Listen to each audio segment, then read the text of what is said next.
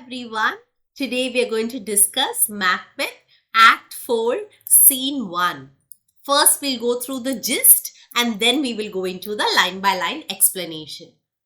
So Act 4 Scene 1 takes place in a cavern, and in the scene we can see three witches are throwing awful ingredients into the cauldron. Then Hecate arrives and she is happy to see that the witches are putting in efforts. So she says that all of you shall share the rewards of what we are going to do. After that, Macbeth arrives. Then he commands the witches to answer his questions. Then the witches conjure three apparitions. So the first apparition is a floating head. And this floating head tells Macbeth to be beware of Macduff. Then the second apparition is a bloody child who says, no man who is born from a woman shall harm Macbeth. Then the third apparition, who's a child wearing a crown and holding a tree, tells him that he will not be defeated until Great Birnam Wood marches to Dunsinane Hill. So now Macbeth thinks that he is invisible. Then finally, Macbeth wants to know if Banquo's heir will have the throne. But when he sees the sight, Macbeth is furious and he demands answer from Hecate and the three witches. But they taunt him and they vanish. But now Macbeth is resolute. He says that he is immediately going to put his thoughts into action.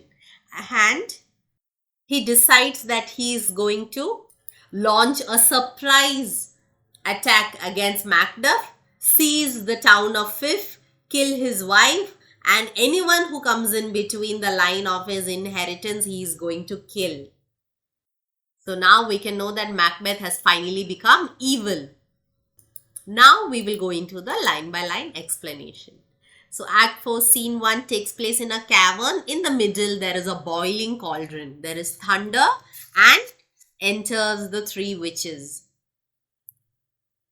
The first witch says, thrice the brinded cat hath mewed.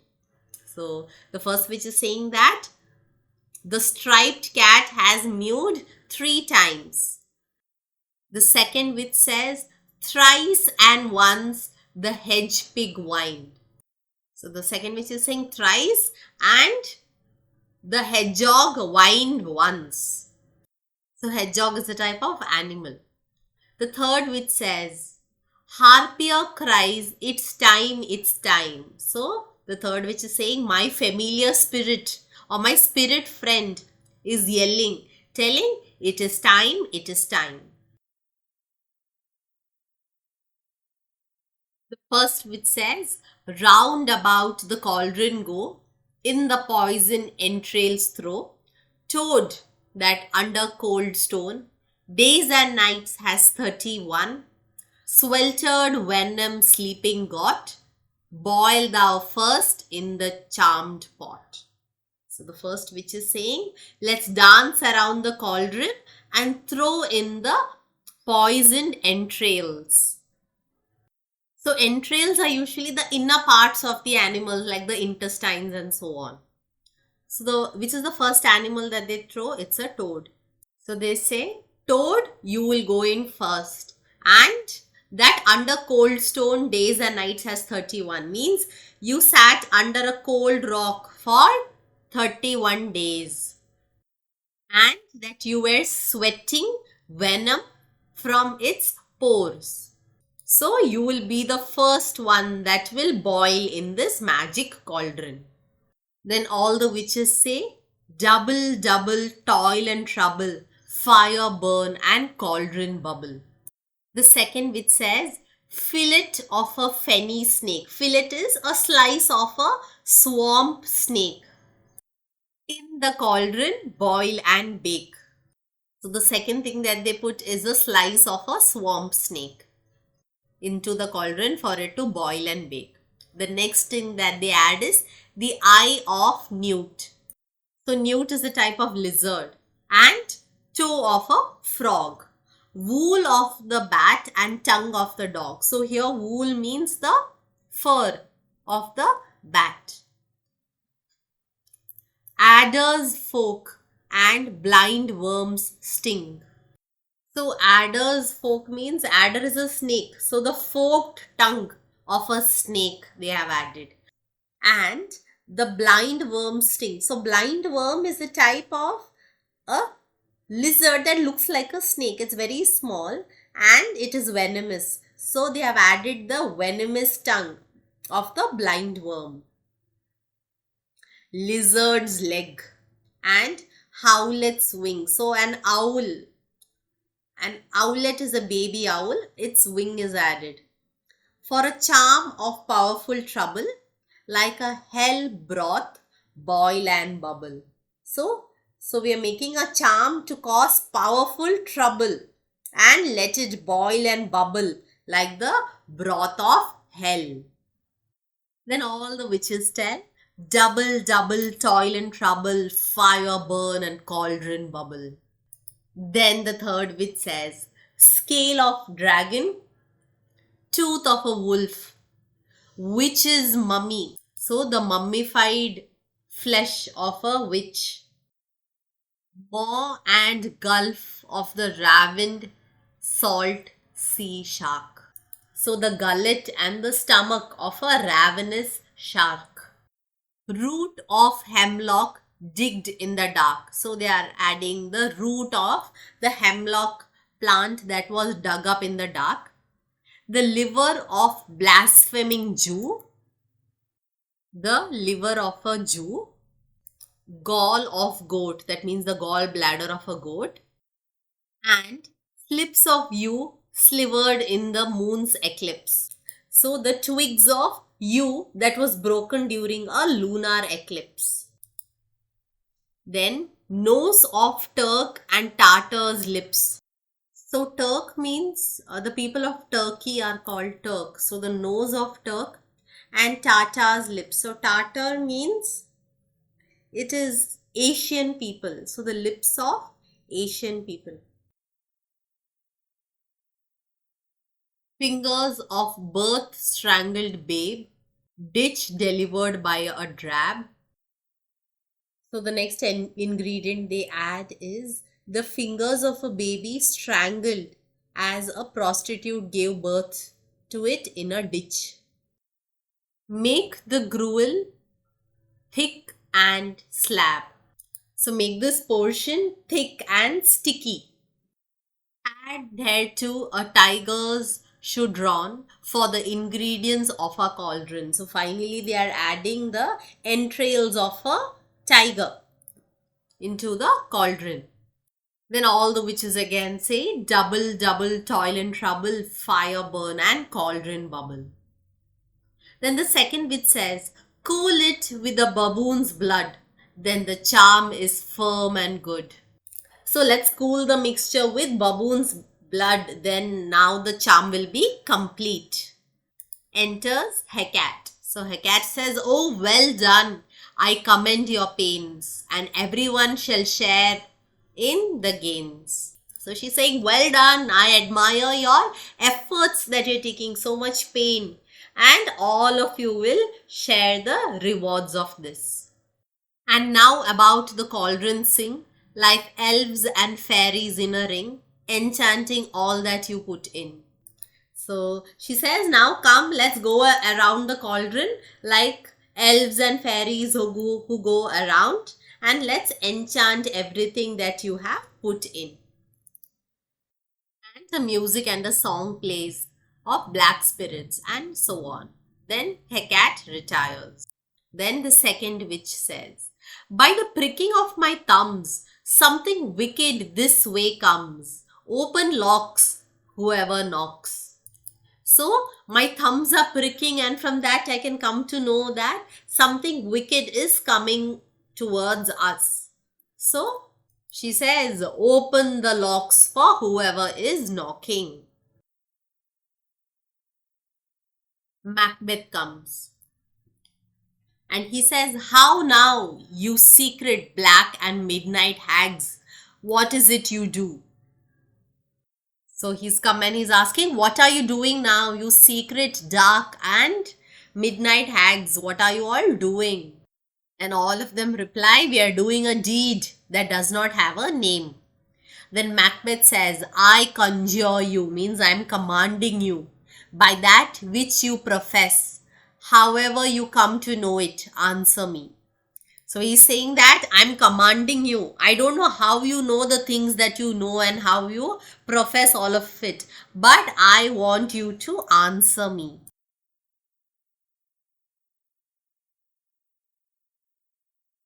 Though you untie the winds and let them fight against the churches through the yeasty waves, confound and swallow the navigation up.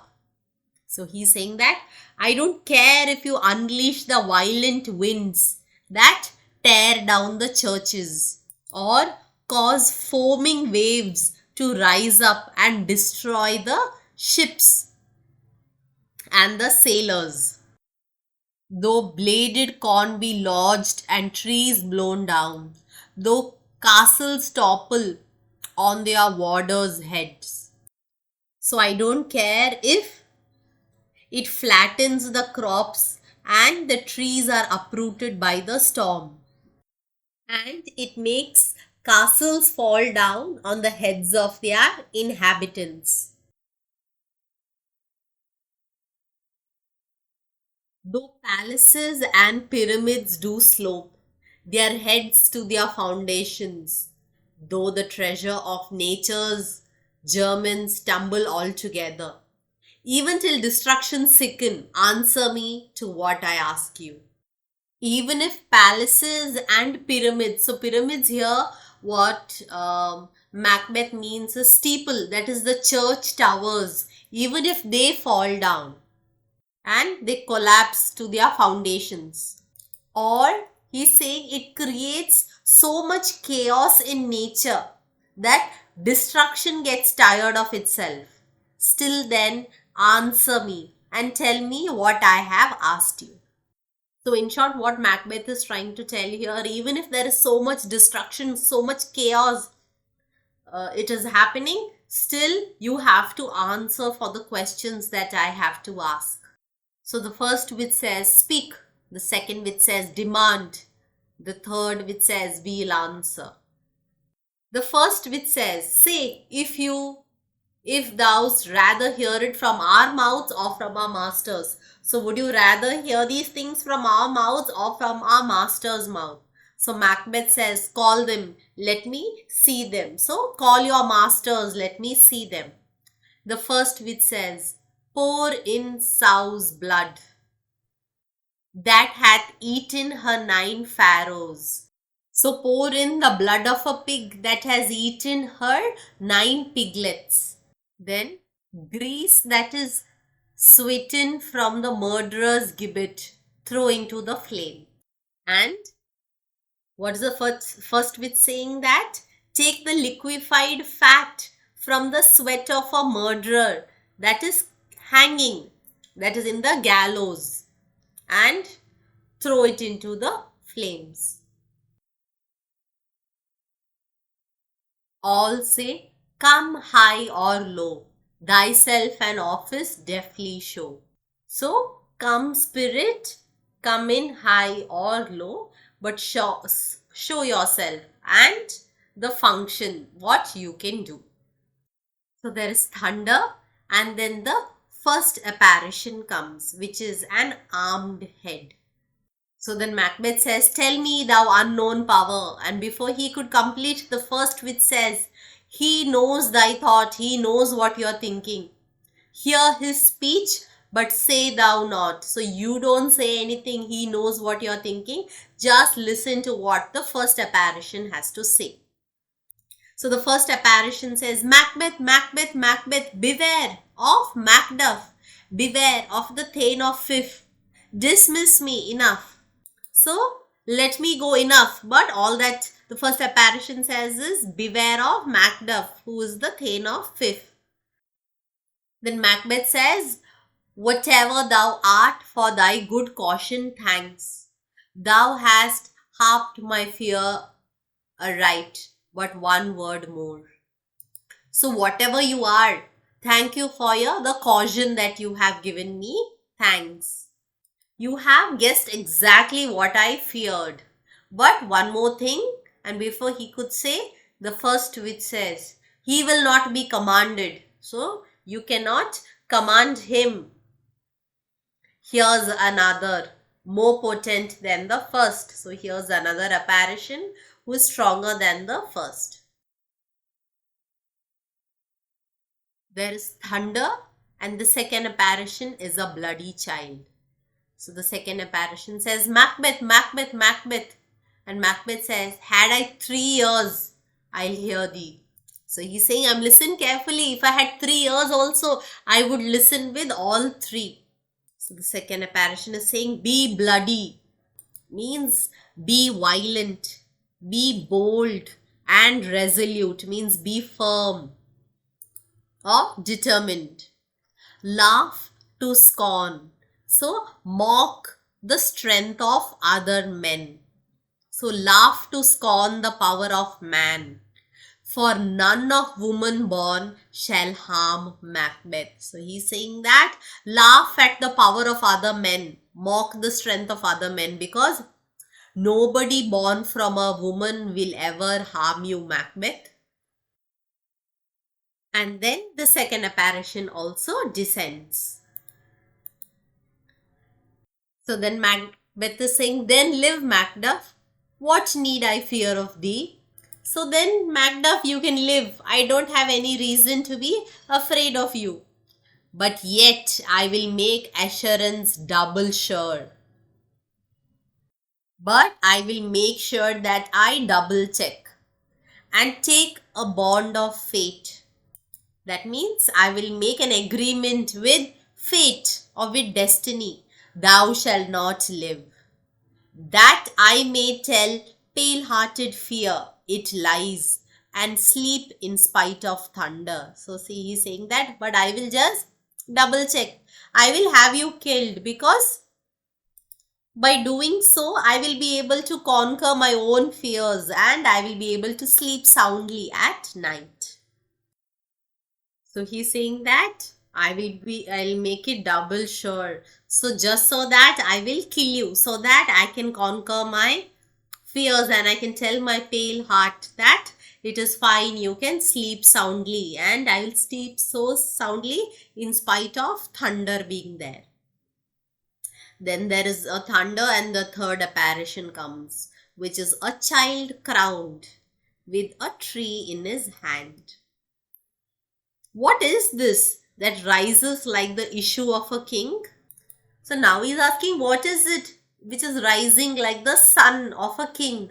Because the child is crowned and wears upon his baby brow the round and top of sovereignty. So, and why is the child wearing the royal crown on his young head?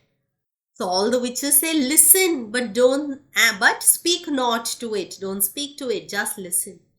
The third apparition says, be lion mettled. So be courageous and proud like a lion. And take no care who chafes, who frets, or where conspirers are. So don't bother about who hates you, who resents you, or who conspires against you. Macbeth shall never vanquished be until great Birnam woods to high Dunsinane Hill shall come against him. So the third apparition says that Macbeth, you will never be defeated until Birnam Woods marches to fight you at Dunsinane Hill. Then Macbeth says, that will never be. Who can impress the forest, bid the trees unfix his earth-bound roots? Sweet bodiments good. So now Macbeth is saying, now that shall never happen. Who can command the forest and make the tree pull their roots out of the ground? It was a sweet prophecy, a very sweet omen. That's great, or that's good. Rebellion's dead. Rise never till the wood of Birnam rise, and our high-placed Macbeth shall live the lease of nature, pay his breath to time and mortal custom. So he's saying that my murderers will never come back to threaten me until the forest of Burnham gets up and moves. So he's saying that that is never going to happen. So I will be the king for my entire natural life. And I will live a full life and die only of old age, as it is moral custom that I will only die of old age and no murderers will come and kill me. Yet my heart throbs to know one thing. Tell me if you art can tell me much. Shall Banquo's issue ever reign in this kingdom? But my heart throbs to know just one thing. Tell me if your dark powers can see this for me. Will Banquo's son ever reign in this kingdom? So Banquo's issue means Banquo's sons. So he's eager to know if Banquo's sons will be the future king. All says, seek to know no more. Then Macbeth says, I will be satisfied. Deny me this, and an eternal curse will fall on you. Let me know. Why sings that cauldron and what noise is this? So he's saying that I'm demanding satisfaction, and if you don't comply, eternal curse shall be placed upon you. Then he asking, explain to me, why is this cauldron sinking? And where is this music coming from? The first which says show, the second which says show, the third which says show. All say, show his eyes and grieve his heart. Come like shadows, so depart. Let him see and make him grieve. Come like shadows and leave in the same way. So what do they see? 8 kings, the last with a glass in hand, Banquo's ghost following. Then Macbeth is telling to the ghost of Banquo, you are too like the spirit of Banquo down. Thy crown does sear mine eyeballs and thy hair. So he's telling the ghost of Banquo, you resemble the ghost of Banquo too much. Leave me alone. Then he tells the first person, your crown is too much to look at. Then he tells the second person, your hair, thou other gold-bound bro, is like the first. And the third is like the former, filthy hags. So he's saying your blonde hair, which looks like another crown under the one that you are wearing, is just like the first king's hair. And the third one is also just like the one before. That means he comes to know that all of them are related. Why do you show me this? A fourth? Start eyes. What will the line stretch out to the crack of doom? So he sees that all the kings are identical to each other. So he's saying, disgusting witches, why are you showing me this? A fourth? Oh, my eyes are popping out of their sockets. Will this never end? Will this stretch until the crack of doom? Yet another, a seventh. I'll see no more. So he's saying that I don't want to see this anymore. I can't bear to see this anymore. And yet the eighth appears, who bears a glass which shows me many more. And he's saying the eighth one appears and holding a mirror in which I see many more men. So inside the mirror, he can see many more men. Some of them are holding double balls and triple scepters, meaning they are kings of multiple countries. Horrible sight. Now I see it is true. For the blood-boltered Banquo smiles upon me and points at them for his. What? Is this so?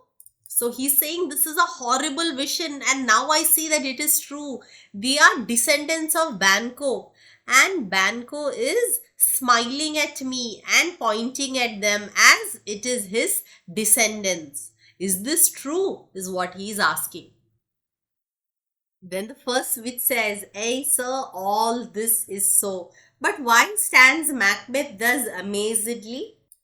So the first witch is saying, "Yes, this is true. But why do you stand there so dumbfounded? Come, sisters, cheer we up his sprites and show the best of our delights. I'll charm the air to give a sound when you perform your antic round, that this great king may kindly say our duties did his welcome pay." So the witch is saying, "Come, sisters, let's cheer him up and show him our talents. I will charm the air to produce music which you all dance around like crazy.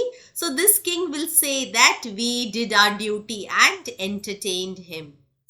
Then the music comes, the witches dance and then vanish with Hecate. Macbeth says, "Where are they gone? Let this pernicious hour stand accursed in the calendar. Come in without there." So he's saying, where are they? Are they gone? Let this evil hour be marked forever in the calendar that it is cursed. And then he says, "Come in without there," means you who standing outside, come in. And Lennox enters.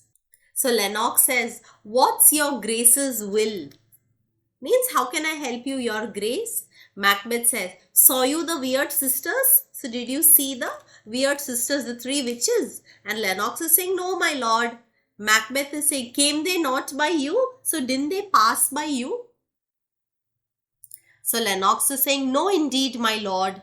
Then Macbeth says, "Infected be the air whereon they ride, and damned all those that trust them. I did hear the galloping of horses. Who was it that came by?" So they infect the air wherever they go, and damned are the people, those who trust them. Then he says, "I hear the galloping of horses. Who was it that came here?" Lennox says, "It was 2 or 3, my lord, that bring you word. Macduff is fled to England." So it is 2 or 3 men, my lord, who has brought the message that Macduff has fled to England. So Macbeth is asking, "Fled to England?" Then Lennox says, my good lord, yes, my good lord."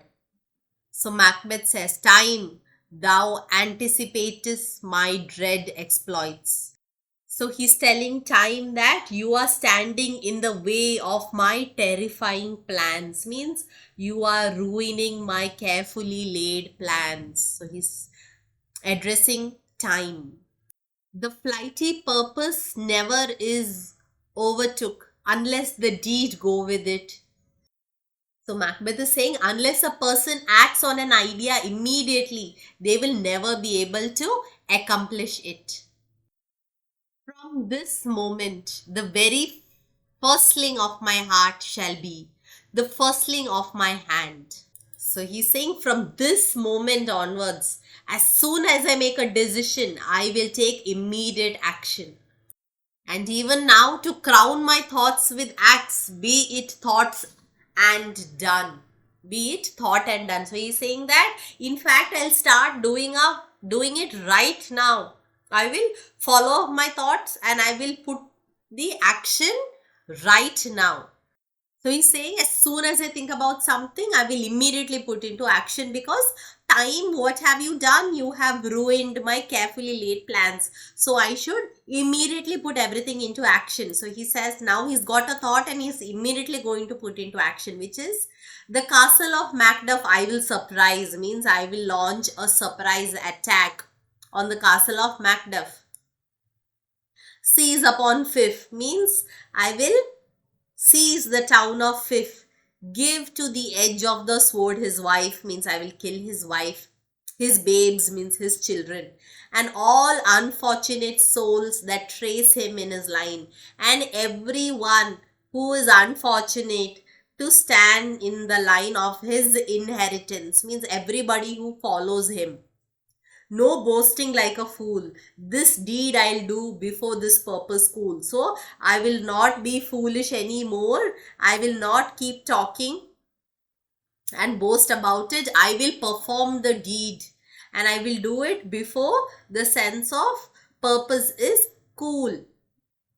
Means as it is hot, I am going to act upon it, but no more sights. So I am not going to dwell upon any more sights or spooky visions. Where are these gentlemen? So where are these messengers? Come, bring me where they are. So bring me, I want to talk to them. And they exit. So towards the end of the scene, you can see that Macbeth has truly become really evil, where he is ready to do complete destruction. Okay, thank you for watching this video. I hope you found this video helpful. Study well, God bless. Take good care of yourselves.